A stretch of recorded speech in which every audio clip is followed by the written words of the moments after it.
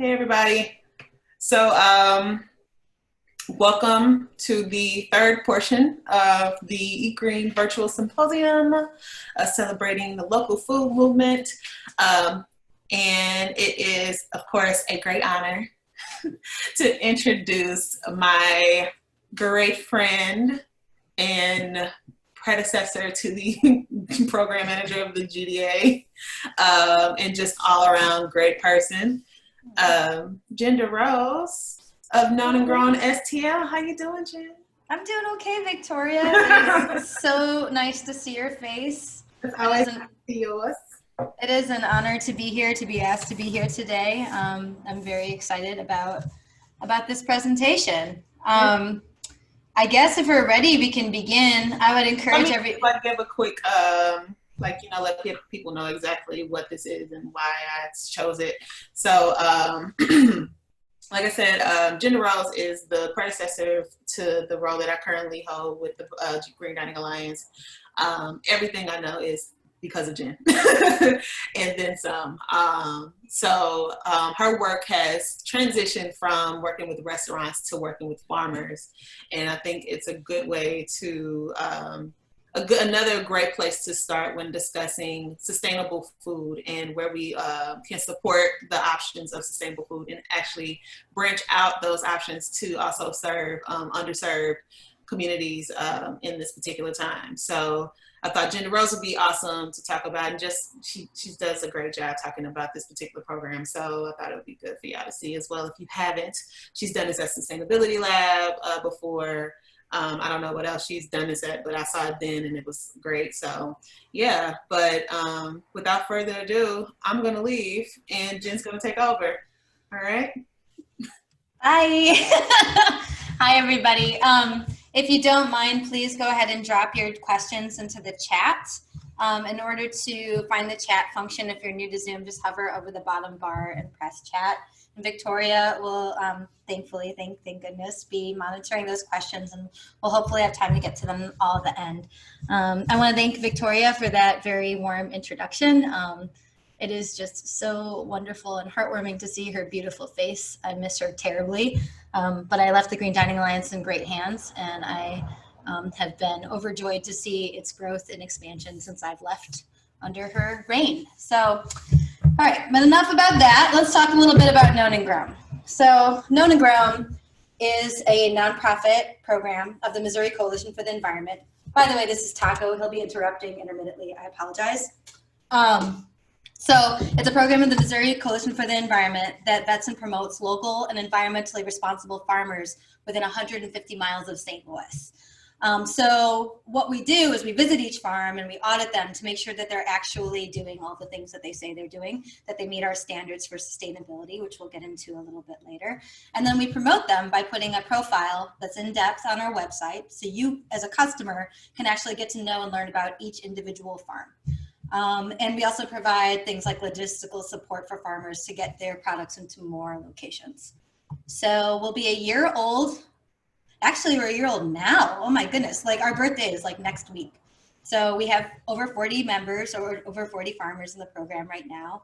We, like everyone else, took a small pause with COVID, but we're figuring out ways to do virtual audits of each of our farms in the meantime. And eventually we will get back to in-person audits and admitting new farms. So more about that later.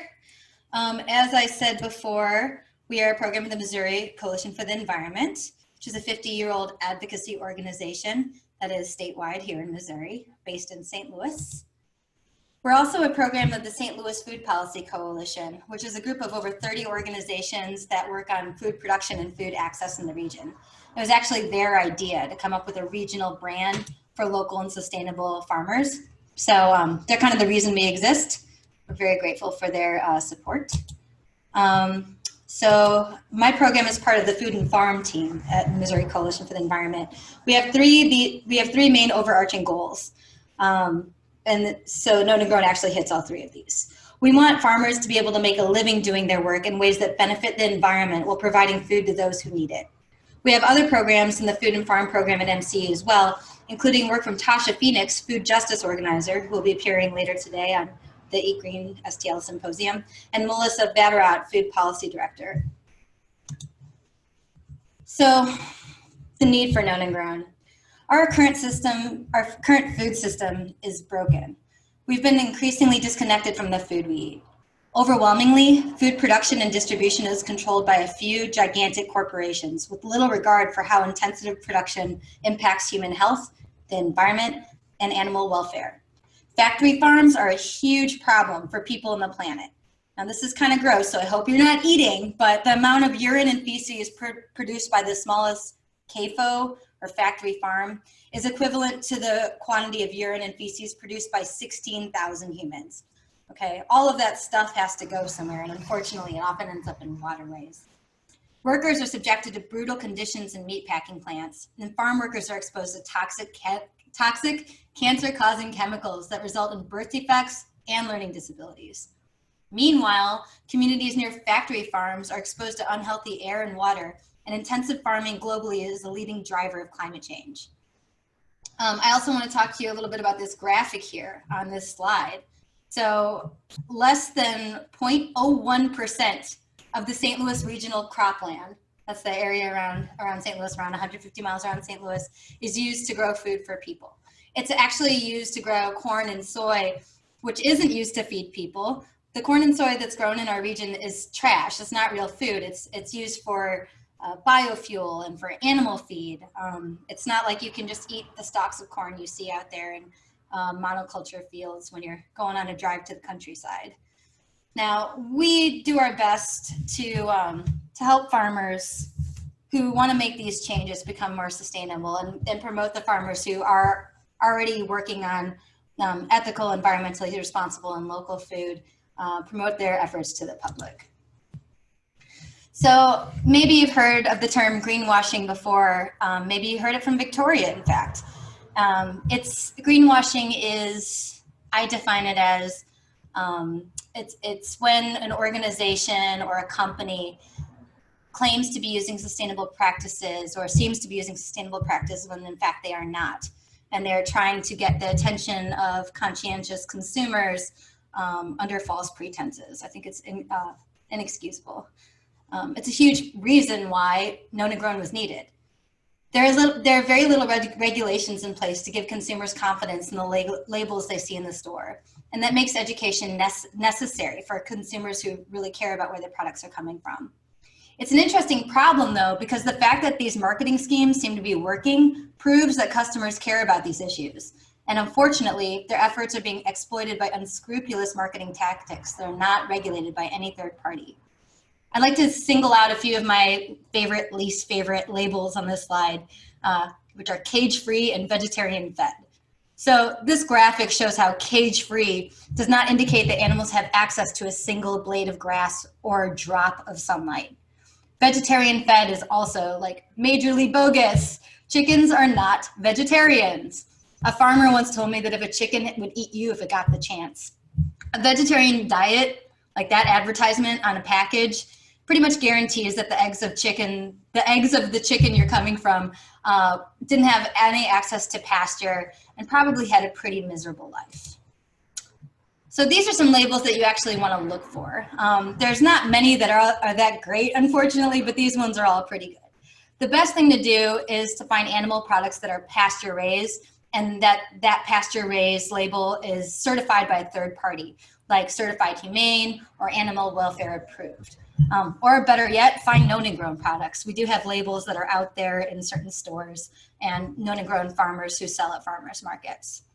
Another one I'd like to point out is grass finished. A lot of people look for grass fed beef, well-intentioned again, but sometimes when you just see the grass fed label, it means that the cattle had access to grass at some point in their lives, but then were forced into a feedlot where they were force-fed, grains that they did not evolve to eat and in unethical conditions.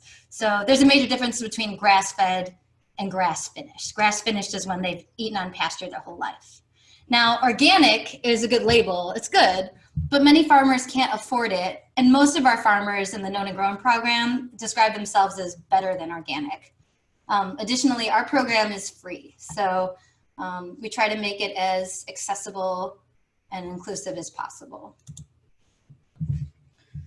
So our food system is broken, but we at Known and Grown try to offer some solutions. We actually make a visit to each of the farm in our program, which I mentioned earlier, just to make sure that they meet our standards. Our standards include not using synthetic chemicals on crops or pasture and not confining animals. Actually knowing the farmer and getting to know them helps mitigate many of the problems caused by our industrial food system. Educating the public about why their choices matter helps shift the system we have towards the system we want. You want to look for this proud Known and Grown farmer sign at farmers markets. It just started distributing those over this last week. So I want to tell you a little bit about our team before we move on. To the left here is Chris Wimmer. He's our farmer specialist. He's the one who actually visits all the farms. He's a certified naturally grown farmer with decades of experience actually farming himself. So I, on the other hand, handle the website and the communications. Ray Miller here in this other photo. I'm the one in the blue Known and Grown shirt. Obviously, you can see my face right now. Ray Miller handles logistics of getting farmers products to new markets. She's a wizard. She presented recently at the Green Living Festival virtual event, and that is still up on Earthway Center website. So we'll have to check that out. So Ray is amazing. She regularly communicates with buyers and farmers to see about their needs. She connects buyers with products whenever possible. And buyers know that they can ask us for specific items, and we can see if we have a farmer in our network who meets those needs. She's really amazing because she tries to have a personal relationship with each and every one of the farmers in our program. And that helps to build trust. It's a working thing, trust, right? And relationship building. And when a farmer trusts us, it makes it easier to find out what they need to continue to succeed, and if we can help them get there. So let's see, I should probably explain also, we normally have, we had planned this season to do a bunch of farm tours so that normal people, customers, could visit our farms to see what they were doing and why they were special. But of course, we had to cancel all of that because of COVID. But I do encourage you to follow our website, follow us on social media, and follow our website so that when we do farm tours again, you can join and come along. So this is just like a little snapshot of our website, just so you can kind of know how to use it a little bit better. I'm the one who manages it along with my very helpful interns. On each page, or on the Meet Our Farmers page of our website, we have profiles of each one of our 40+ farmers, where you click on their adorable picture, and then it brings them to a little narrative about each farm. And those narratives are in the farmer's own words. So you can learn why they got into farming in the first place, why they do what they do, why soil health is so important to them, for example. And it also has important information about whether or not you can visit the farm, how to visit the farm, where you can buy their products, and more, such as their good stewardship farm practices. So the practices here that are highlighted are the ones that we require in order to join our program. Those are the bare minimum requirements. Beyond that, we have lots of suggested and recommended practices, including crop rotation and cover crops, no-tilling, making sure there's a grazing management plan for livestock. And what that means is making sure that, you know, if you've got your cattle or pigs out in pasture, they're not just sitting in dirt after they've foraged all the grass. They're moved from section to section, and that promotes really healthy soil health. So if you go to our website, you can click on any of these things and learn more about them. At the bottom of each farmer's profile, it tells you what specific practices each farmer has. So for example, for Stewart Farms, they make sure to have field borders. That means that any waste that might occur from their livestock isn't going to be getting into any waterways, or it isn't going to be going into neighboring properties. Stewart Farms is an interesting farm to bring up because they actually have won the Golden Beet, which is our highest honor reserved for farmers who go above and beyond our basic requirements for joining, and they deserve extra attention for their commitments. Also on each farmer profile, as you can see in the lower right-hand corner, there's all of their products are products that they currently raise are listed. So it's easy for you to figure out if they have something you would want. Okay, clicking ahead, there we go. I want to talk a little bit about the Green Dining Alliance and Nona Grown. So the Green Dining Alliance has been an important partner of Nona Grown since the very beginning. When I used to work for the Green Dining Alliance, I was actually on a committee that helped develop the Nona Grown program. Now, we celebrate restaurants who use Nona Grown products and provide assistance for restaurants looking to source more locally with the help of Victoria, of course. So this is a guide that we had before COVID to help customers who are interested in consuming local food for where they should go to dine out. Because I mentioned earlier, greenwashing is a real problem in grocery stores with labeling. It's also a problem in restaurants. A lot of restaurants will say, you know, we sell local or whatever, but local means different things for different people. They might mean 250 miles away. They might mean that it was processed locally, but not necessarily grown locally. That's a very common thing that I used to see all the time when I was in Victoria's position. You know, when you're investigating restaurants, you'll find that definitions of local and definitions of sustainable vary pretty wildly, which is why the Green Dining Alliance is so incredibly important. Anyhow, so as you can see on this dining out guide, you can see which of the restaurants are Green Dining Alliance certified as well that we recommend.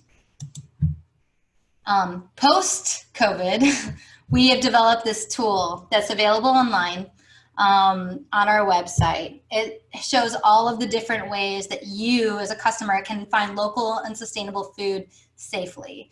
So this lists farms that offer online ordering, pickups, drop-offs, CSAs, and farmers markets.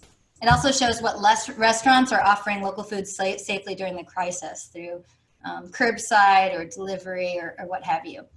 So again, visit our website to find it. We're working on making this a little prettier than just a spreadsheet, and those spreadsheets are kind of boring, but we worked with what we had in the moment.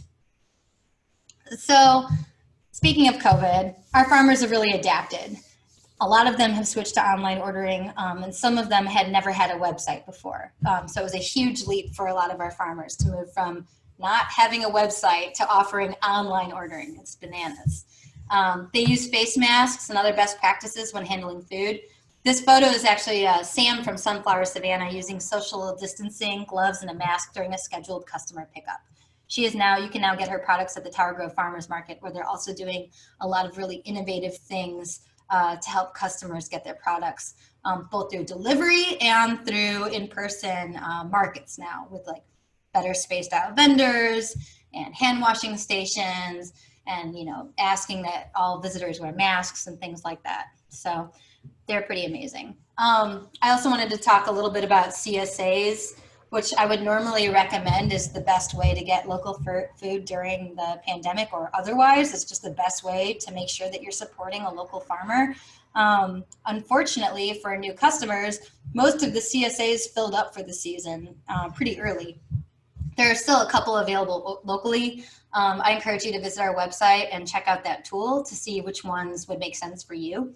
And if you can find one, I would sign up for it because they're selling out pretty fast. So I would also mention I'd like to give a shout out to Curbside STL, which is an online resource for buying food. They have a farm to table section that features known and grown farmers, which is really great. We've gotten a lot of press in the last couple of months, which has been nice. Our farmers really deserve it. They deserve the attention. They do so much more than the average farmer to make sure that they're protecting our air, water, and soil. Speaking of pandemics, our standards for known and grown farmers don't just protect the planet, they also protect human health. If we want to prevent future pandemics, we have to look at the way our industrial food system puts us all at risk. Overcrowding in factory farms, antibiotic overuse and abuse, and the lack of genetic diversity in livestock make another zoonotic outbreak a likely scenario. It's not just speculation either. Zoonotic diseases have spread from similar sources before, like the swine flu, for example. The good news is that preventing another pandemic is possible. It just means that we have to migrate towards a more resilient food system, one that protects us instead of putting us all at risk. So yeah, again, these images are disturbing, but they are, they're not of slaughterhouses. They are of Quotey Fingers farms, factory farms or confined animal feeding operations. And that is where the majority of meat that you find at the store and or in a restaurant comes from. So the opposite of our current food system is a resilient food system. A resilient food system means different things to different people. For me, a resilient food system protects us from the shocks and stressors like climate change, pandemics, systemic racism, and other dangerous events that put historically marginalized people into food insecure situations. It also protects us from disruptions in the food supply chain, from climate change to natural disasters to COVID outbreaks. A resilient food system does not exploit the land, water, workers, farmers, or customers. Ray, my partner in crime and local food coordinator at the Missouri Coalition for the Environment, likes to say that a resilient food system is a resilient community that cares for each other. Farmers care for each other, farmers care for the land, farmers care about the customers, customers care about and know their farmers, and retailers care about their customers and care about their providers, their farmers. I think that's a really powerful way to think about how a food system should look. Like, we're all so disconnected from each other the way our current food system works. It's hard to care about, exploited farm workers. It seems so far removed from us, but in reality, what we do and what we buy has a direct impact on them. If we cared more about them, maybe we'd make different choices. So there are a lot of problems we face as a society right now, right? And it's really easy to feel helpless. But food is one area where individuals have a lot of power. You can start by learning where your food is coming from. You can use our website for resources, such as our spreadsheet with local food options, our farmer directory, and our map. You can make sure to ask retailers, restaurants, and farmers at markets about their practices. Just because you're buying your food from a farmer's market doesn't mean that you're buying from a farmer who farmed the products. There are a lot of farmers markets in the St. Louis area that source from Produce Row, which is, I don't want to get too into the weeds here, but it's basically food that was sourced from all over the country that people buy up in bulk and then sell for cheap at the farmer's market. That's not probably what you had in mind when you went to the farmer's market, right? You were probably looking to buy food from farmers. So ask people about their practices when you buy their food. Now, this part is like super hard for us. It's hard to ask where your food comes from. It's hard to ask at a restaurant, how is this livestock raised?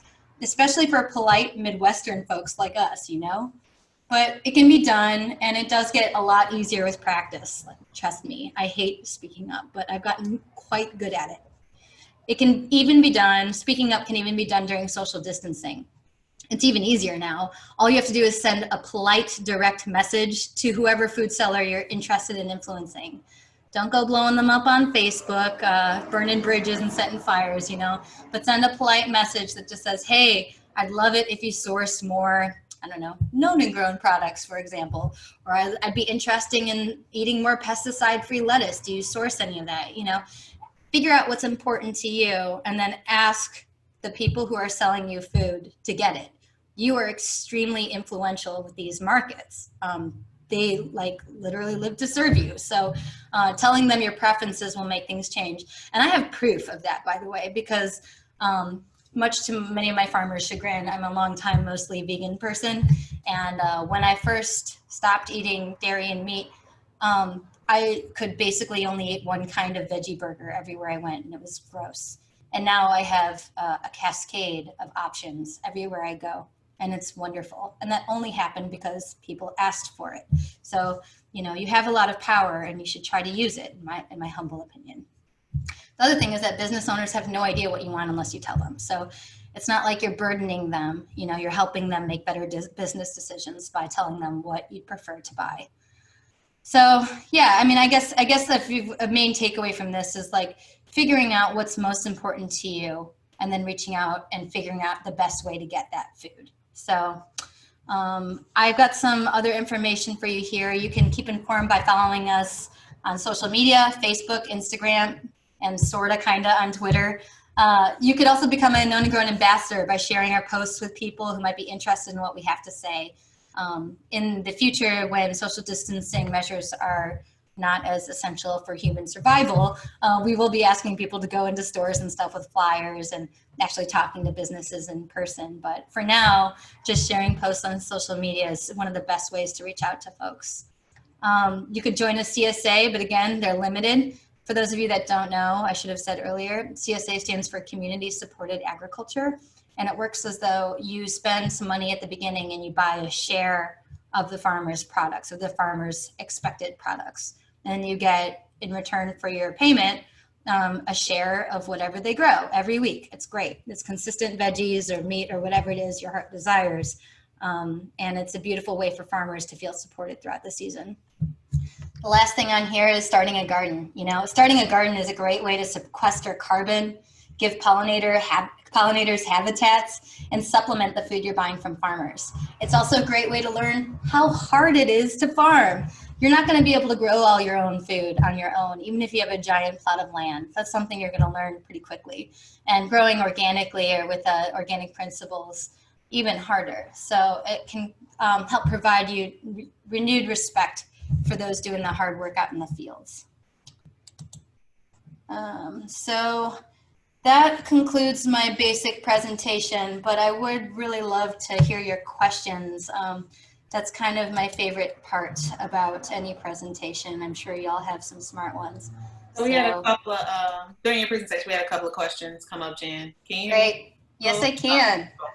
So the first one was, are there farm size requirements for known and grown? And do you work with smaller urban farms in St. Louis? Yeah, no and yes. So there are no size requirements for joining. We have some very small urban operations in known and grown. We do require that you sell your products though. Like, it doesn't really do much good for us to, I mean, we exist to serve, like, to help connect consumers with farmers. So if you're just growing for yourself, that doesn't really help anyone but yourself. So we wouldn't really put that on the website. But if you had a regular stand, like a farmer stand, say every Saturday in front of your house, you know, that's something that we would consider putting up on the website for sure.